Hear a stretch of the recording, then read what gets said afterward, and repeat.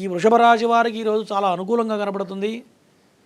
అన్ని రకాల వృత్తుల వాళ్ళకి కూడా చాలా అనుకూలంగా కనపడుతుంది. ఎవరైతే పెళ్లి ప్రయత్నాలు చేస్తారో, ఎప్పటి నుంచే వివాహ ప్రయత్నాలు సఫలీకృతం కావట్లేదని బాధపడుతుంటారో, ఎప్పటి నుంచో మా పిల్లలకి పెళ్లి కావట్లేదని బాధపడే వాళ్ళకి ఈరోజు చాలా అనుకూలంగా ఉంది. గురుబలం చాలా అనుకూలంగా ఉంది. జన్మలగ్నంలో గురువు ఉండటం వల్ల వివాహ సంబంధమైన విషయాలు సఫలీకృతం అవుతాయి, అందులో సందేహం లేదు. లాభాధిపతి జన్మలగ్నంలో ఉండటం వల్ల అనుకోని లాభాలు చేతికి అందుతాయి.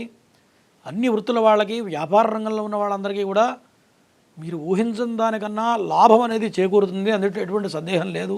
తల్లికి అనుకోని మొత్తంలో, అధిక మొత్తంలో ఖర్చులు పెట్టాల్సిన పరిస్థితులు గోచరిస్తూ ఉన్నాయి ఒక వృషభ రాశి వారికి.